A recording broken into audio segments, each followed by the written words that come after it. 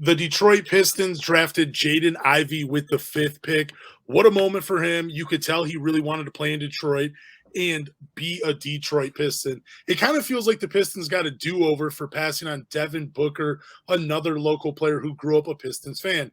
Do you feel like the basketball gods showed a little love to Detroit on draft night, giving us Jaden Ivey at number 5? For sure, and shout out to the Sacramento Kings for, being the Sacramento Kings. Like, so happy that we have Jaden Ivey here in Detroit. I think he's happy to be here too. I mean, like you said, a local kid. He knows the city. He grew up watching the Pistons. He was probably in the same stands that we were in when, it was the Cavs versus the Pistons during the playoffs. So he knows what the atmosphere is like. And I bet you he cannot wait for the Pistons to make the playoffs. And I'm really happy for him to be here.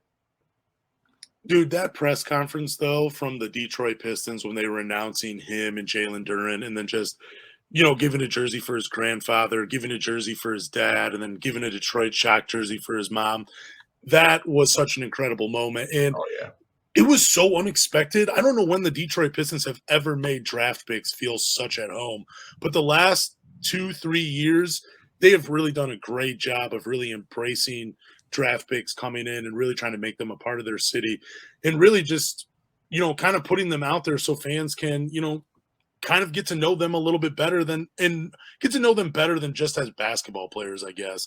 I think that's a decent way of putting it, but I love that press conference. I don't remember the Detroit Pistons ever doing such a thing for a player, but it was a real cool moment for Jaden Ivey and his family. Yeah, for sure. As soon as Arm Talem says, "Hey, we got your grandfather's Lions jersey," bro, like his face is like, "Oh, no, you didn't." Like he was so happy. He was tearing up. Like the fact that the Pistons did that, like that is probably the coolest thing I've seen in like probably my 30 years of fandom from the Detroit Pistons organization. And I think Troy Weaver is kind of changing the culture here from a standpoint of, hey, like we're going to treat our players with respect. We're going to, talk to them. We're going to do nice things for them, make them feel welcome. I think he's changing that part of the, Detroit Pistons like organization as a whole. Yeah, and like making them more than just basketball players, though, right? Like it's not just, hey, we're going to pay you a lot of money, go entertain us. But really, we're just bringing you in. We want you to be a part of this city. We want to embrace you. We want your family to feel welcome. It is just a great thing that the Pistons have done. And, man, I'm just so grateful for Jaden Ivey and Jalen Duren to be playing here in Detroit in such a cool moment from the Pistons to those two players. But was Jaden Ivey your guy at number 5? I know we kind of talked about this a little bit ago when we were doing the draft episode, but just for the new fans and the new listeners, let them hear. Was he your guy at number 5? He was my guy if he was going to be there at number 5, but I didn't think he was going to be there. The draft time is so weird because you read so many reports. Like there are reports that OKC might take him at 2. The Kings might have taken him. I mean, the Knicks were trying to trade up for him. So I was ecstatic that we actually got to land a guard of his skill set at 5.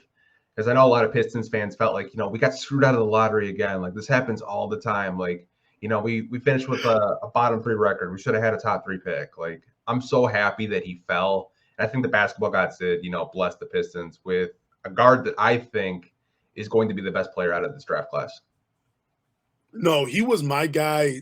So really my number 1 guy through the draft was Chet Holmgren. Like I love Chet's game. But at number 5, I love Jaden Ivey. And really, honestly, looking back, I think he might have been my guy no matter where the Pistons would have drafted. Like if they had drafted Jaden Ivey over Chet Holmgren, I don't think I would be disappointed because I just love the fit in what Jaden Ivey brings to the Detroit Pistons. Let me ask you, what do you think is the biggest misconception about Ivey's game that has Pistons fans kind of upset at the pick? I know there's not a lot of fans that are upset at the pick, but there were definitely some complaints after that pick was made. I think the biggest one I saw across social media is that he can't fit next to Cade and he's a bad 3-point shooter, which I just think is false. I think he can play next to Cade. I think one of his best attributes is playing off the ball. I think he can shoot the 3-point shot at an average rate. I think he can get above average with, more coaching, more developing. And, a lot of fans like nitpick these prospects when they're 19 and 20 years old. Like they're not a finished product yet. You're not going to get like a Cade Cunningham every draft. You're just not. I think he can work on those, 3-point shooting a little bit more. But I think overall he's a really good prospect. Yeah, I think the biggest misconception is that Jaden Ivey is a ball dominant guard, right? Like that seems to be the biggest. I mean, outside of the 3-point shooting, like I think his shot will fall. I think the shooting numbers that you saw his sophomore year, I think it was like 42% to begin the season, first 21 games of the season. And I think it was like 25% towards like the last 10 or 12 games of the season. I think he's going to shoot in the 30s his rookie year, probably mid-30s, somewhere around there, close league average. I think he'll be fine in that regard. But again, I think what a lot of Pistons fans were upset about is kind of what you were saying. Like, they want the ball in Cade's hands. They don't want a player to take it away. But the thing is, it's basketball. You need another guy that can create a shot, that can go get you a bucket. And that is what Jaden Ivey brings you. And I think that is the biggest misconception of fans is that he always needs the ball in his hands. He doesn't. He can play off. He can make cuts. He can relocate around the perimeter. He can push it in transition. Like, those are the things Jaden Ivey is going to bring to the Detroit Pistons. And he's not a ball dominant guard. But and I get it, where people were talking about him in college, like he had the ball a lot. Dude, he was an NBA player on the college team. Of course he's going to have the ball a lot. Like, he's your best chance of winning. But in the NBA, I think you're going to see him really thrive in that second fiddle role to Cade Cunningham. Yeah, and just think when Cade's getting double teamed, Jaden Ivey's going to be open. And Jaden Ivey can facilitate like a point guard. Like, I think the pairing is going to be electric. I think LCA is just going to be so much fun. Like, I can't wait for opening day. I know that's going to be lit. Like, I can't wait to buy tickets. Like, straight up. Like, neither can I, man. That is going to be – this season's going to be so much fun. And, like, my expectations are like, hey, if we make the play, and I'm happy as a fan. Do you think Jaden Ivey will be a day one starter, though, in Detroit? I do.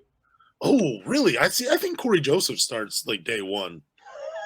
Yeah. No, I know. I've said this a lot, and that's pretty much the reaction I get from people is, but, I mean, doesn't it kind of make sense, though, to have Corey Joseph start? I think it's going to be Cade, Corey Joseph in the backcourt, Sadiq Bey, free agent, Isaiah Stewart in the front court. Like, I think they're going to bring Jaden Ivey along slowly. They're not going to throw him to the Wolves just right away. They're going to – it's so hard to say. I just don't see him as a day one starter. I love so much about his game, but like the energy he plays with, the speed in which he plays with, I think if you make him a starter too early, he can eventually develop bad habits and get into like a poor rhythm. But if you bring him off the bench and have him start against second unit players where more times than none, he'll be the best athlete on the floor, it's going to allow him to, get used to the NBA game at a much slower rate than it would be at throwing him into the fire as a day one starter. I would be surprised if Corey Joseph is actually still here to start the season. Wait, didn't he just sign his player option though? Like yeah, I mean, Troy Weaver. I mean, come on, Troy Stretch and Weaver. Like, it's $5 million, man. Like, if Corey Joseph is the starter next to Cade Cunningham, I fear for Dwayne Casey, not from like for his job standpoint, but from the fans on social media ripping him. Like, can you imagine? It's getting ready to play. We're getting ready to play, and you see the tweet from the Detroit Pistons: our starters tonight, Cade Cunningham, Corey Joseph. Like, that thing is going to get quote tweeted like crazy. Like, oh yeah, but that's the feeling I have in the air though. Corey Joseph as the starter. Like, nothing against Corey Joseph. I think he's a perfect veteran, good backup point guard, but he should not be starting day one. I think you just throw Jaden Ivey out there and just let him figure it out. Let him develop. Let him, run stuff with Cade. I think putting Corey Joseph out there, man, like. I think also if you bring Jaden Ivey off the bench, you can put him in more spots that start with the ball instead of having him as a starter playing off the ball. Like, get him more comfortable with what he knows. And I mean, it's always been it's usually being more of a dominant guard with the ball in his hands. You could allow him to be that player off the bench versus just plugging him in as a starter where he might be a little overwhelmed and has to adjust to the speed of the game.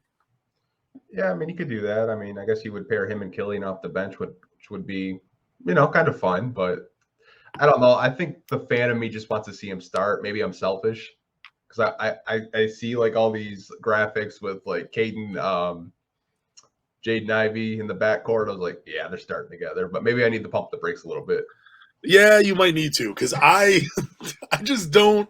I mean, I would love to see Ivy start. I hope he blows everybody away in training camp, and I hope I'm wrong. But it just feels like Corey Joseph is going to be the day one starter for the Detroit Pistons.